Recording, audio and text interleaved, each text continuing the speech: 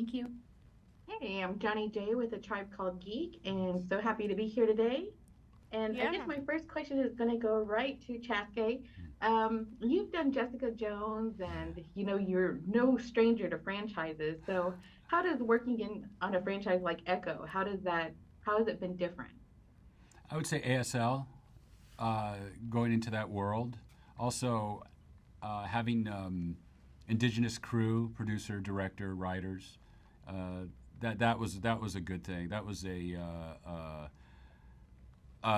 project that I hadn't been involved in at this scale, and I think it's a really gift, and I really enjoyed working on it.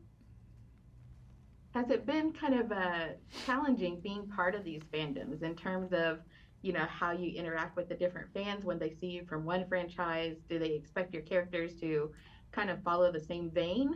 No, I'm usually pretty tucked away somewhere. I don't really go out too much, so I don't really get to that kind of experience.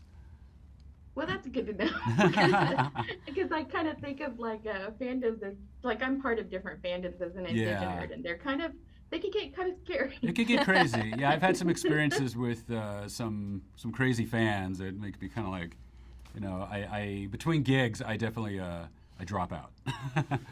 Yeah, you're like I'm not Sam. Yeah, yeah, yeah, yeah. And Devery, you've just come off Reservation Dogs, so now you're set in another show that is set from a tribe in Oklahoma. What are some of the similarities and differences that you see between some of the cultural differences between the Muskogee Creek and the Choctaw? I think it's really cool to be able to portray a Choctaw community member in Echo. It was definitely different from my experience in working with other projects, especially tribes based in Oklahoma. I think getting to go to Durant, Oklahoma, where I visited the Choctaw Cultural Center while I was preparing for the role of Bonnie, was really helpful in getting to know the history and where there are some similarities, like they have similar creation stories, and that there's some definitely like overlapping traits between, say, the Muskogee Nation and the Choctaw tribe.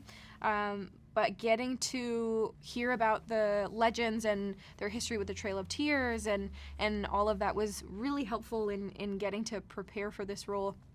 When I was at the Choctaw Cultural Center, there was this sculpture that was towards the end of the exhibit where there were these two cousins. There was one who was older and one who was younger, and you could see just how close they were. And I think that was a touchstone for me in preparing for the character of Bonnie because she's so close with Maya that I ended up taking a picture of it and sending it to Alakwa Cox, who plays Maya Lopez, and said, I was like, wow, this reminds me so much of Maya and Bonnie. And for me, that was something that I like always kept in my mind as we were preparing for that. Kind of going back to what Chaske was saying with the difference being ASL, what kind of learning curve was that in terms of like, just being able to stay in character Oh, and have the interpretation going on at the same time? what helped me also was I use music a lot when I work, but also I applied that to how I move my hands with ASL. It helped with timing.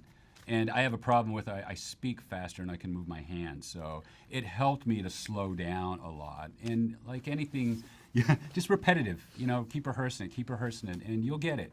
And I found out through that process, it started coming to me a little more easier throughout the production. Okay, and what about you, Debbie? I was excited by the idea of speaking ASL. I didn't know it previously, but I've always wanted to learn, and I'm a fan of learning languages. And yeah, I thought that it was an incredible opportunity, especially to work with Alakwa, who is deaf in signs, and also Douglas Ridloff, who is our ASL master and one of the producers.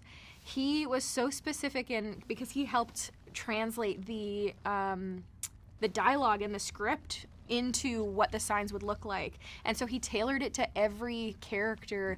My character is a Coda, a child of deaf adults, and so she was really proficient in ASL, and obviously Maya was as well, but then seeing other characters and how they might not be as proficient, or sometimes they'll be using like SimCom, which is like speaking and signing at the same time, or there was even Plains Indian Sign Language in some parts in the production, which I thought was especially cool because we had our own versions of sign language across Indian country pre-colonization. So I think getting to involve our deaf relatives who are Indigenous and not Indigenous was a gift to be able to be a part of in this production.